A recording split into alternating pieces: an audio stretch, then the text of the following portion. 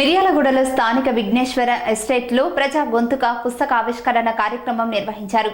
ఈ కార్యక్రమంలో అధిక సంఖ్యలో నాయకులు పాల్గొన్నారు.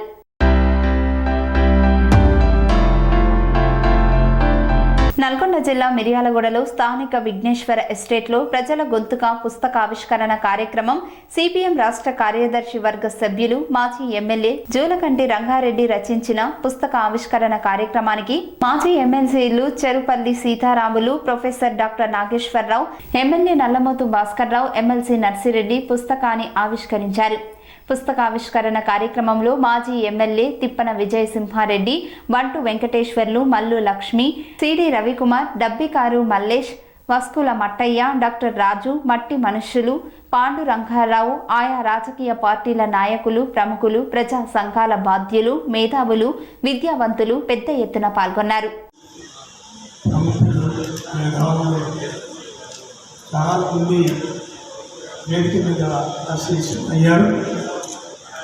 అదేవిధంగా ఈ కార్యక్రమానికి పెద్ద ఎత్తున పుస్తకావిష్కరణ కార్యక్రమానికి హాజరైన వేదిక మీద ఉన్నవారికి, ఇక్కడ హాజరైనటువంటి వారందరికీ నమస్కారాన్ని తెలియజేస్తున్నాం. ఈ కార్యక్రమం ఈ పుస్తక ఆవిష్కరించడానికి వచ్చినటువంటి ప్రముఖులు ఎమ్మెల్సీ గారు వారి పుస్తకావిష్కరణ కోసం రావటం అనేది జరిగింది. అందుకే మొదలు దాని అవసరాన్ని రాసినటువంటి వ్యాసకర్త రంగన్న గారిని నేను మొదటిసారి 1985లో చూశాను. మా మిత్రులు రామచంద్ర నాయక్ ప్రోత్సాహంతో మిర్యాలగూడ డిగ్రీ కాలేజీకు గెస్ట్గా వచ్చాను. నేను అప్పుడు స్టూడెంట్ను మాత్రమే ఉస్మానియా విశ్వవిద్యాలయంలో. నేను అలాగే భారత మీడియా అడ్వైజర్గా పనిచేసిన ప్రముఖ అర్థశాస్త్రవేత్త సంజయ్ బారు కలిసి హైదరాబాద్ వచ్చాను. ఆయన చుట్టూ తిరుగుతున్నారు, ఈయన ఎమ్మెల్యే అంటారు. ఆయన ఆ రోజు ఎమ్మెల్యే కాదు, తర్వాత 9 ఏళ్ళకి ఎమ్మెల్యే అయ్యాడు. సో ఆయన పార్టీ నాయకుడు రంగన్న గారు అని చెప్పాను. ఇప్పుడు కలిశాను. తర్వాత నేను రంగన్న గారి బాధితుడిని కూడా ఒక రకంగా వాకింగ్ చేస్తాను. సో నన్ను వాకింగ్కి రమ్మన్నప్పుడల్లా టైం ఎక్కడ ఉన్నది, పబ్లిక్ లైఫ్లో ఉన్నా, ఎమ్మెల్సీగా ఉన్నా, క్షణం తీర్చలేదు అన్నప్పుడల్లా కథలు చెప్పకు రంగారెడ్డి గారి. సో అదేం విచిత్రమో కానీ పుస్తకావిష్కరణ రమ్మని రంగన్న గారు పిలిచినప్పుడు నేను కరెక్ట్గా జిమ్లో ఉన్నా. గారు అదృష్టం ఏంటంటే ఆయన గెలిచినప్పుడు ఆయన ఒక్కడే గెలిచింది నాకు తెలిసినంత వరకు. అందువల్ల పార్టీ తరఫున ప్రతి అవకాశము రంగన్నకి వచ్చింది మాట్లాడతాను. మాకు అదృష్టం లేదు. శాసన మండలిలో సీతారాం గారు కూడా అదే అదృష్టం ఉంది. ప్రతి టాపిక్ మీద మాటము, సమయము, ఆ పరిస్థితి ఉండదు. కానీ రంగారెడ్డి గారిని అభినందించాలి. ఒక అంశాన్ని అధ్యయనం చేయడము, ఆ అధ్యయనం చేసిన దాన్ని రచన రూపంలో పెట్టడము, ఆ సాధన ఉంది. రచన అంటే చాలామంది అనుకుంటారు మేధావి అంటే 10 పుస్తకాలు చదివినవాడు మేధావి కాదు. ప్రజల జీవితాలను చెందినవాడు నిజమైన మేధావి. అందువల్ల అవకాశం, అధ్యయనం చేసే అవకాశం ప్రజా జీవితం ఇచ్చింది, రాజకీయ జీవితం ఇచ్చింది. నాకు ఇంకొక సంతోషం ఏంటంటే పైన ఒక విమర్శ ఉంటుంది. మీరు బాగా రాజకీయ సైద్ధాంతిక నిబంధనల నుంచి నేను చెప్పాల్సిన అవసరం లేదు. ఇన్ని దశాబ్దాలైనా ఇవాళ ఎవరు ఏ పార్టీలో ఎప్పుడు ఉంటారో తెలియని పరిస్థితి. నాకు టీవీ డిబేట్లో పోతే టెన్షన్ పెరుగుతుంది. సో ఆ పార్టీ మారిందని మాకు తెలియక అతను పాత పార్టీ అంటే గొడవ కోపాలు కూడా వస్తాయి. సో ఇదొక నాయకుడు అప్పటి వరకు టీడీపీ నాయకుడే ఇలా ఎలా బీజేపీకి మద్దతు ఇస్తానని లేస్తానని ఆల్రెడీ బీజేపీలో ఏరిన దశాబ్దాల పాటు ఆయన నమ్మిన సిద్ధాంతాలకు కట్టుబడి గెలిచినా ఓడినా అవకాశం వచ్చినా రాకపోయినా సిపిఐఎం నాయకుడిగా ఉండడం ప్రత్యేకత. కానీ ఈ వేదిక పైన చూస్తే వరకు ఉంది. ఇదే విచిత్రమో అర్థం కాదు. సో నేను ప్రత్యేకత, ఇంత విస్తృత వ్యక్తిగత సంబంధాలు, రాజకీయాలకు అతీతంగా, రాజకీయాల్లో పోటీలుంటాయి, రాజకీయాల్లో సిద్ధాంతాలు ఈ యొక్క నిదర్శనం. ఇది మన అసెంబ్లీలో మన నాయకత్వం కూడా మన మొత్తానికి ఆయన యొక్క విలువలు లేదా ఒక నిజంగా కూడా ఇది గొప్ప కార్యక్రమం. ఎందుకంటే మామూలుగా మాటలు చెప్పడం లేదు, ఏదో కాలయాపానికి అన్నింటి మాట్లాడటం లేదు. సమగ్రమైన విషయాల మీద పరిజ్ఞానం కలిగి ఉండి మాట్లాడేదాన్ని ఒక పుస్తకం రూపంలో మన ప్రజలందరికీ అందించినందుకు ఆయన ప్రత్యేకమైన ఈ కార్యక్రమానికి మరి అధ్యక్ష వహించిన మిత్రులు పెద్దలు సుబ్రహ్మ గారికి, నాగేశ్వర గారు, ఎమ్మెల్సీ గారికి, ఎందుకంటే ఆయన వాళ్ళ విశ్లేషణ ఆయన అభిమానులు నేను ఉంటాను. ఎందుకంటే రోజు ఆ విశ్లేషణ తప్పనిసరిగా మరి చూసే కార్యక్రమంలో టైం దాన్ని ఆదరవుతాం. ఎందుకంటే అంత మేధావులు, ఎందుకంటే వాళ్ళకి ఈ ప్రపంచం గురించి కానీ ఈ భారతదేశం గురించి కానీ అన్ని విషయాలు బాగా సమగ్రంగా విశ్లేషణ చేసి చెప్పగలిగే కాబట్టి అసలు నాగేశ్వర గారికి వ్యాసాలు ముఖ్యంగా కళ్ళకు కట్టినట్టుగా ఉన్నాయి. వ్యాసాలు అంటే కార్మికుల సమస్యలు, రైతాంగ సమస్యలు, వ్యవసాయ కార్మికులు, దళితులు, మైనార్టీలు, గిరిజనులు, మహిళల సమస్యలు అన్ని క్రోడీకరించి రాసినటువంటి వ్యక్తి రంగన్న. ఎంత అనుభవం ఉంటే రాయగలుగుతాడు అనేది మనకు తెలుసు. రంగన్న నిరంతరం ప్రజల్లో ఉండేటటువంటి వ్యక్తి, ప్రజలతో మమేకమైనటువంటి వ్యక్తి. ప్రజల సమస్యలు ఎక్కడ ఉంటే రంగన్న అక్కడ ఉంటాడు. ప్రజా పోరాటాలు ఎక్కడ ఉంటే రంగన్న అక్కడ ఉంటాడు. కాబట్టి ఆ వ్యాసాలు రాయగలిగాడు. ఆ పదాల పొందిక కూడా అంతే ఉంది. ఆయన ఏదైతే మాట్లాడతాడో ఆయన భాషలో, ఆ భాషలోనే ఆ పదాలు ఉన్నాయి. ఆయన రాసినటువంటి అంకెలు, సంఖ్యలు మొత్తం కూడా మన కమ్యూనిస్టులకు అనర్గళంగా మాట్లాడటానికి ఈ బుక్ చాలా ఉపయోగపడుతుంది. తెలంగాణ రాష్ట్రంలో ఎంతమంది దళితులు ఉన్నారు, ఎంతమంది గిరిజనులు ఉన్నారు, కౌలు రైతులు ఎంతమంది ఉన్నారు, ప్రభుత్వాలు వీళ్ళకి ఏం చేస్తూ ఉన్నారు, వాగ్దానాలు ఏం చేస్తూ ఉన్నారు, ఏమి అమలు చేయట్లేదు అనేది స్పష్టంగా అందులో పొందుపరచారు. ముఖ్యంగా యువతరానికి అందించాల్సిన అవసరం ఉంది. ప్రజల గొంతుక, ఆ బుక్ పేరు ప్రజల గొంతుక. ప్రజల సమస్యలు తీసుకొని అసెంబ్లీలో వ్యక్తి, బయట పోరాటం చేసినటువంటి వ్యక్తి. ఇవి యువతరం చదివినట్లయితే అన్ని తరాలకు, అన్ని వర్గాల ప్రజలకు ఉపయోగపడే విధంగా ఈ బుక్ ఉంది. కాబట్టి యువతరానికి కూడా అందించాల్సి సరళి మారటానికి అవకాశం ఉంటుంది బుక్ చదువుకునేది. రంగన్న ఎక్కువ ఏం చదువుకున్నాడంటే కూడా చూసినట్లయితే చదువుకు దీనికి సంబంధం లేదు, రాయటానికి. గతంలో స్వరాజ్యం గారు కూడా అనేది, ఇప్పుడు ఏదైతే ప్రొఫెసర్ నాగేశ్వర గారు అన్నారో, స్వరాజ్యం గారు మాట్లాడేటప్పుడు స్వరాజ్యం గారు మీరు ఏం చదువుతున్నారు, చాలా బాగా మాట్లాడుతున్నారు, ఏం పుస్తకాలు చదువుతారు మీరు అని చాలా మంది అడిగేవారు. ప్రజలు చదువుతాను, ప్రజలే నా పుస్తకాలు అని చెప్పారు.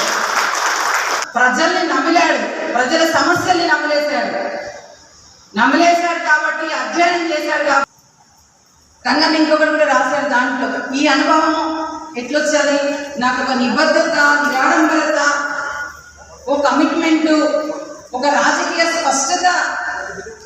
మాకు జిల్లా పరిషత్లో వైస్ చైర్మన్గా, పార్టీ నాయకుడుగా కొనసాగి కార్యక్రమానికి అధ్యక్షత వహిస్తున్న సిద్ధరాములు గారికి, పుస్తక ఆవిష్కరణకర్త మా అన్న కామ్రేడ్ రంగన్న గారికి, మిత్రులు, రాజకీయ విశ్లేషకులు, సామాజిక విశ్లేషకులు, విద్యార్థి సంఘంలో వారితో పాటు కలిసి పనిచేసే అవకాశం నాకు కలిగించిన మిత్రులు ప్రొఫెసర్ నాగేశ్వర గారు, మా నిత్య విద్యార్థి, ఉపాధ్యాయ నాయకుడు, ఎమ్మెల్సీ.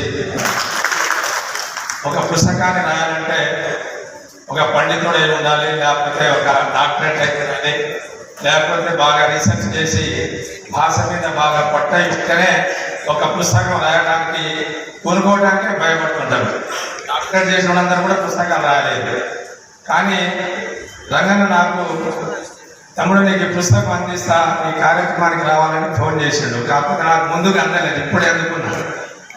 అయితే ప్రజా జీవితంలో తనకు ఎదురైన అంశాలు, తనకు అనుభవించిన బాధ, ప్రజా జీవితంలో తనకు ఎదురైన అనేక సమస్యల మీద ముఖ్యంగా 3 పర్యాయాలు ఉమ్మడి ఆంధ్రప్రదేశ్ శాసనసభలో శాసనసభ్యుడిగా, ఒక పర్యాయం శాసన సభాపక్ష నాయకుడిగా, సిపిఎం పార్టీ కార్మిక నాయకుడిగా నిరంతరం పేద ప్రజల మధ్య తను ఏదైతే సేవలు అందించాడో, ఏదైతే పోరాటాలు కొనసాగించాడో ఆ యొక్క పోరాటాల నుంచి వచ్చిన పుస్తకమే ఈ ప్రజా గొంతుక అని చెప్పేసి సందర్భంగా నేను మనవి చేస్తూ, నాకు ఈ మొత్తం కార్యక్రమంలో ఈరోజే నేను రాష్ట్ర చైర్మన్గా, గిరిజన సహకార ఆర్థిక అభివృద్ధి సంస్థ చైర్మన్గా నియమించబడ్డ సందర్భంగా మొట్టమొదటిసారిగా నాగార్జున సాగర్ నియోజకవర్గం హాలియాలో నాకు ఈరోజు అభినందన సభ 12 గంటలకే పెట్టారు.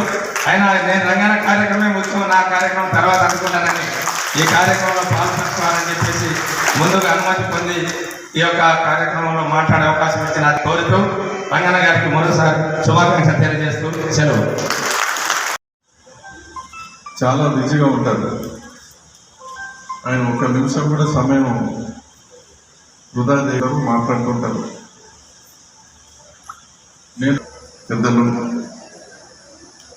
పెద్దలు సిడి రవికుమార్ గారు, మిత్రులు, అదేవిధంగా తిప్పన విజయసింహారెడ్డి గారు, అధ్యక్షులుగా వ్యవహరించినటువంటి మిత్రులు సీతారాం గారు, సోదరుడు మన ఎమ్మెల్సీ నర్సిరెడ్డి గారు, సోదరి లక్ష్మి గారు,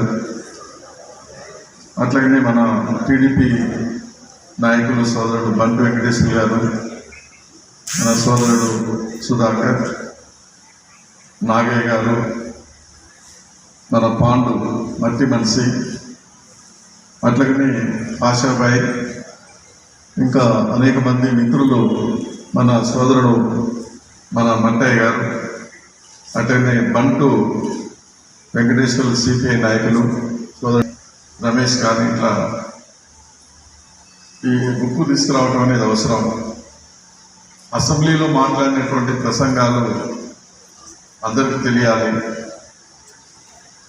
మీరు రాసినటువంటి వ్యాసాలు కూడా అందరూ చదువుకోవాలి, కొంత అవగాహన ఉంటుంది. నా మాటలో చెప్పాను, వాస్తవంగా నేను జర్నలిస్టుని కాదు, రచయితని కాదు, బాగా చదువుకున్నటువంటి పండితుని కాదు.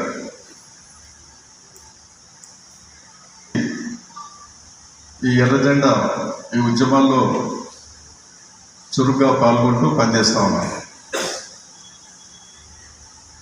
నేను నేర్చుకున్న విషయాలన్నీ కూడా నాకు ఎర్రజెండనే నేర్పింది, ఉద్యమమే నేర్పింది.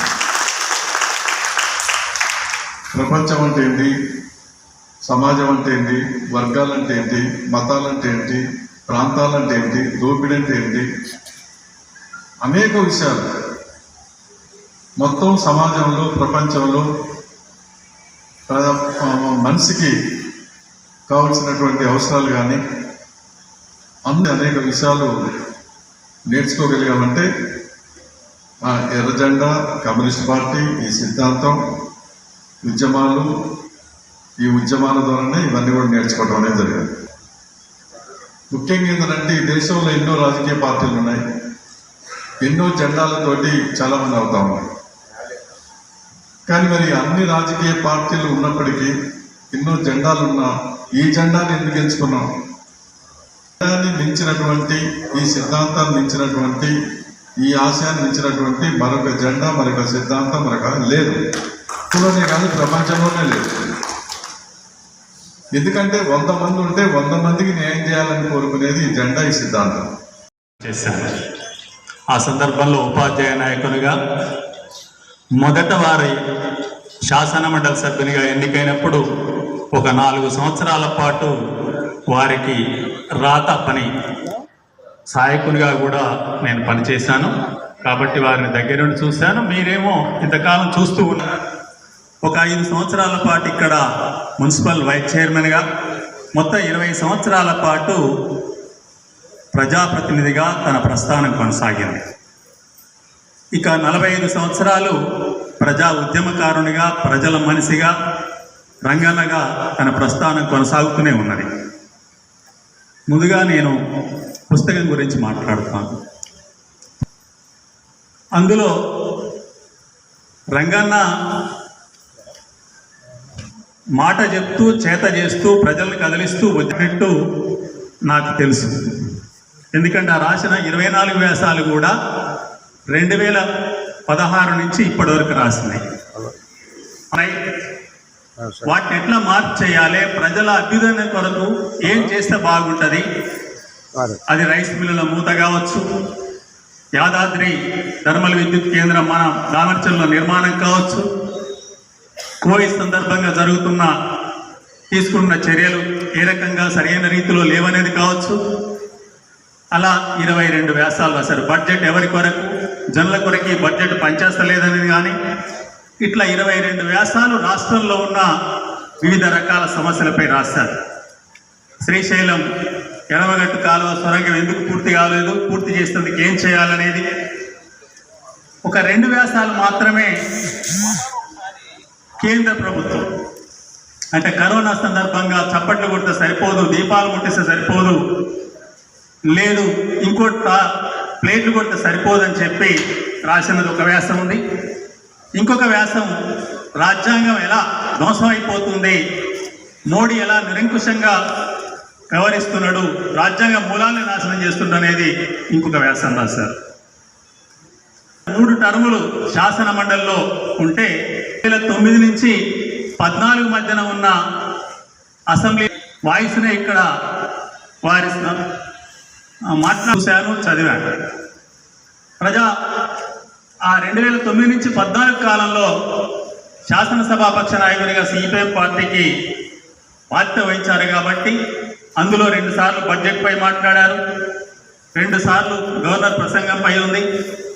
తర్వాత కరువు ఏముంటే తప్పితే ఇవాళ ఇక్కడ ఒక పార్టీ కాదు. రంగన్న అనే పదానికి అసలు ఆయన గురించి నేను చెప్పడం కూడా తక్కువ, ఎందుకంటే చెప్పకూడదు. ఎందుకంటే రంగన్నే. నేను 2 సార్లు ఎమ్మెల్యే అయినా నన్ను భాస్కర్ అన్నాను. నేను 2 సార్లు ఎమ్మెల్యే అయినా కూడా నన్ను భాస్కర్ అన్నాను. ఆయనకన్నా మంచి మెజార్టీ 35,000 మెజార్టీ ఇచ్చింది కానీ నన్ను భాస్కర్ అన్నాను. కానీ ఆ రంగన్న అనేది రంగన్కే చెందింది కానీ ఎందుకంటే ఆయన మొట్టమొదటి నుంచి కూడా నేను చాలా దగ్గర నుంచి చూసేవాడిని. ఎందుకంటే కమ్యూనిస్ట్ పార్టీలో అనుకోకుండా బిఎన్ రెడ్డి గారు, మనం తెలుగుదేశంలో కానీ కాంగ్రెస్ కానీ అలయన్స్ ఎక్కువ ఉండేవి కాబట్టి నేను కూడా ఎక్కువ ప్రధాన పాత్ర పోషించేవాడు కాబట్టి శ్రీనివాసరెడ్డి గారు, అప్పుడున్న మన గట్టు కొల్లారెడ్డి గారు అందరితో కూడా ఈ సంబంధాలు ఎక్కువ ఉన్నాయి కాబట్టి నాకు 79 నుంచి దగ్గర పరిచయం. దగ్గరికి నాకు బాబు 350 రూపాయలు అండి బ్లాక్లో.